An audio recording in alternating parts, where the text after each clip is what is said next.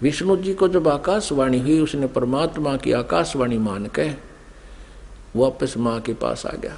दुर्गा ने पूछा, बेटा तूने अपने पिता के दर्शन हुए? विष्णु जी ने कहा कि नहीं माता, मुझे कोई दर्शन नहीं हुए।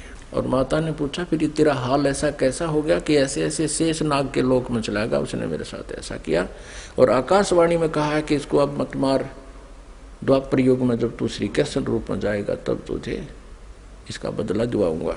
अब दुर्गा ने विष्णु जी को सीने से लगा लिया कि बेटा तेरे को सतिथि का विभाग दिया जाएगा और तेरी पूजा जग में होगी और तू बहुत सच्चा व्यक्ति है।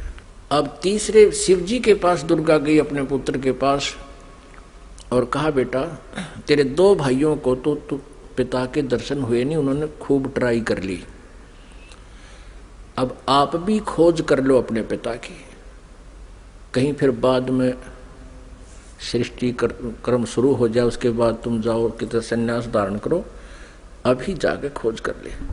भगवान शिव जी ने, शंकर ने समझदारी की, कहा माता जब मेरे 2 बड़े भाइयों को पिता के दर्शन नहीं हुए, ब्रह्मा जी ने तो 4 युग समाधि भी लगाई और विष्णु जी ने वैसे घूम घाम कर ढूंढना चाहा, तो मैं तो ट्राई ये नहीं करता माता, पर मुझे एक वरदान दे दो।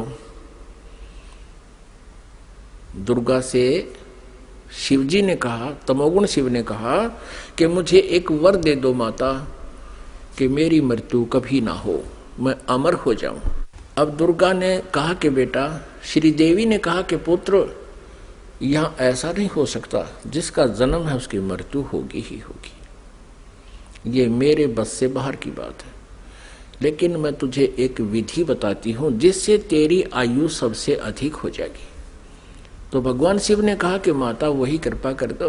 तो दुर्गा ने कहा कि बेटा इस आयु के बढ़ाने का एक विधि है, तरीका है कि प्राणायाम करके श्वास को सूक्ष्म कर ले, एक स्थान पर बैठा रहे और सूक्ष्म श्वास कम से कम लेने से आयु बढ़ जाती है, क्योंकि आयु श्वासों पर आधारित है।